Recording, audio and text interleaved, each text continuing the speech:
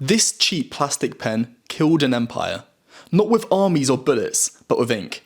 It toppled centuries of tradition, bankrupted industries, and reshaped how billions of people lived their lives. All from something so ordinary, you probably have 3 of them lying around the house right now. And the craziest part, when it first arrived, people treated it like the iPhone of its day. In 1945, shoppers in New York trampled each other in department stores just to get one. Not for a car, not for a radio, not even for a watch, for a pen. One pen sold for the equivalent of over $200 today, and 30,000 flew off the shelves in the first week. But first, some context. Before the ballpoint, writing was messy. The fountain pen was elegant, even stylish, but it leaked, smudged, and needed constant refilling. You had to carry ink bottles, blotting paper, and a steady hand. Writing wasn't portable, it was more of a performance. Which meant literacy, bureaucracy, even business contracts, all slowed down by the tools people had to use. The idea for the ballpoint pen first appeared in 1888, when an American lawyer named John J. Loud patented a pen with a tiny steel ball in its tip. It worked on rough surfaces like wood and leather, but on paper it was too clumsy. The lines were blotchy, the writing uneven.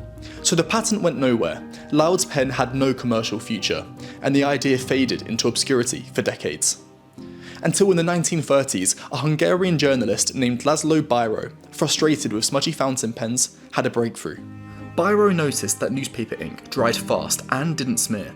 With his brother Grigor, a chemist, he created a new kind of ink. Thick, viscous, and fast drying. Pair that with a rolling ball tip, and suddenly you had a pen that worked cleanly, consistently, and didn't need an inkwell. Here's how the magic works. At the tip is a tiny sphere, steel, brass, or tungsten carbide, like a microscopic ball bearing. It sits in a socket, just loose enough to spin as you write. As it rolls, it picks up ink from the reservoir and lays down just enough on the page. Gravity pushes the ink forward, while the socket seals it from drying out. Think of it like a roll-on deodorant, but at miniature scale. Each movement applies a thin, even coat. The balance was everything. Too thin and it smeared, too thick and it clogged. Biro's formula nailed it. Smooth, quick drying, no mess. And the first big customer wasn't the public, it was the military. The Royal Air Force ordered 30,000 Biros because fountain pens leaked at high altitudes. Ballpoints didn't. A cleaner pen had suddenly become a strategic tool. In 1945, American entrepreneur Milton Reynolds spotted the Biro in Buenos Aires. He rushed back to the US, tweaked the design to dodge patents, and launched the Reynolds rocket at Gimbel's in New York. The marketing was theatre. Ads promised it would write for 2 years without refilling. Time magazine reported crowds trampling each other to buy one. In 6 months, sales topped $80 million in today's money. The ballpoint had arrived. But the hype didn't last. Early models leaked, jammed, and left customers disappointed. Sales crashed, and for a moment it seemed like the ballpoint might fade away like Loud's invention. That's when the French stepped in. Enter Marcel Biche. His genius wasn't inventing, it was scaling. He realised pens didn't have to be luxury goods. They could be cheap, disposable, and everywhere. He founded Société Bic, shortened the name to Bic, and launched the Bic Cristal for about the price of a loaf of bread. It was clear, reliable, and crucially affordable. Suddenly, writing wasn't a ritual for the rich. It was for everyone. And that changed everything. Bureaucracy expanded, students could take faster notes, businesses churned out contracts, governments processed paperwork like never before. The ballpoint pen had lubricated the machinery of modern life. By the 1960s, Bic's slogan, "Writes first time, every time," cemented its reputation. Today, around 57 Bic Cristals are sold every second. The 100th billionth Bic pen rolled off the line in 2006.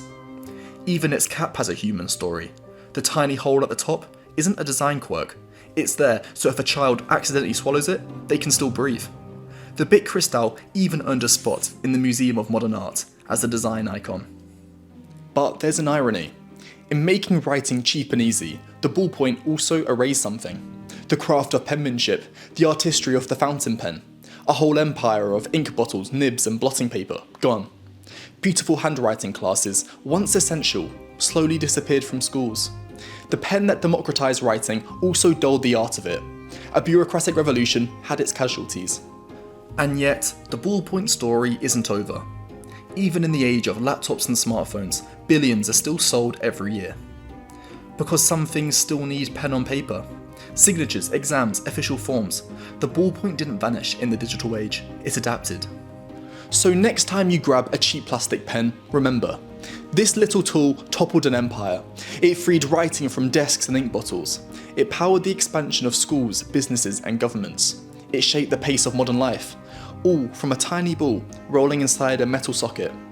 This pen killed an empire and built the world we live in today. Thanks for watching, and I'll see you next time.